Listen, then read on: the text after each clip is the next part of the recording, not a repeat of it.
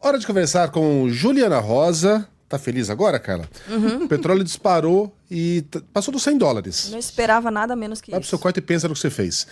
100 doleta, Juliana Rosa. O céu é o limite, como disse Foi a Economist, né? Ou foi o Financial Times, que disse que o bichão pode chegar a 200? Bom dia pra você.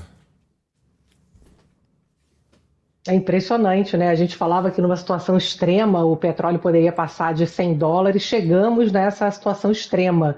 Bom dia para você, Megali, Carla, Sheila, bom dia para o nosso ouvinte. O petróleo chegou a perto de $120 nessa manhã, pelos dados aqui do petróleo do Brent, que é referência aqui para a gente. Nesse momento, o petróleo continua acima de $100, está valendo $102, e dólar também subindo. A gente está com o dólar já na abertura aqui no Brasil, chegou a 5,28, R$ 5,28, agora está 5,26. Então a gente tem esses dois componentes aí preocupantes, que é a alta do dólar e disparada do preço do petróleo. Isso aqui reflete dois riscos que são fundamentais. Um é a duração do conflito. O outro é a abrangência de impacto no setor de energia, no abastecimento de energia no mundo.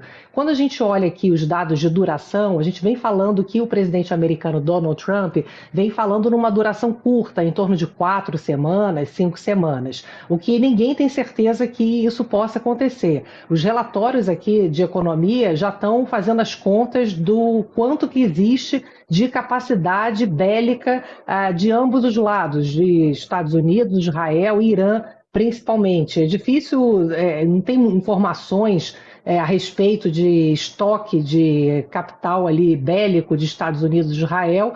Em relação ao Irã, já tem cálculos que apontam que o Irã, no início de abril, já não teria capacidade de se manter com quantidade de mísseis. Essas são as contas, para vocês terem ideia, sempre os economistas vão entrando aí nessa análise geopolítica.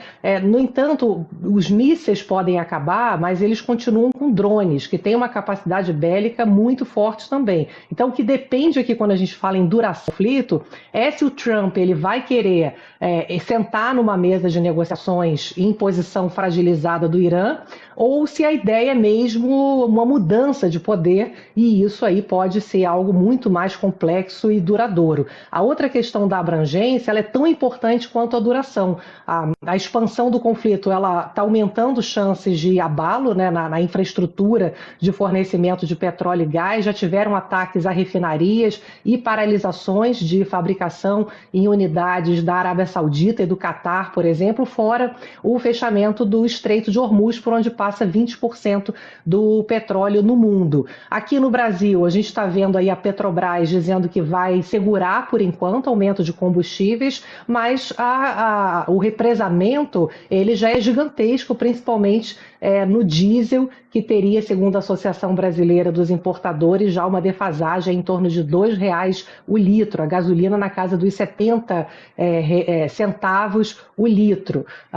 Outra coisa que eu acho importante a gente acompanhar é o quanto que isso vai afetar a capacidade de corte de juros, como a gente tem falado. Isso aí pode fazer o gato subir no telhado, de corte de juros com mais consistência, no momento que a gente tem um alto endividamento no país, né? E por último, eu acho que a gente precisa acompanhar também o quanto que isso vai afetar, no final das contas, a própria cotação do dólar, que isso impacta essa decisão de juros, porque se os Estados Unidos, que já repassam imediatamente para a alta da gasolina, essa alta do combustível, isso pode fazer o juro por lá não cair, e isso impacta a alta do dólar. Então, resumindo, gente, o conflito depende diretamente aí da duração e da extensão dessa guerra, e toda essa confusão, no final das contas, depende de uma única variável, chamada Donald Trump, e essa certamente é a mais incerta de todas.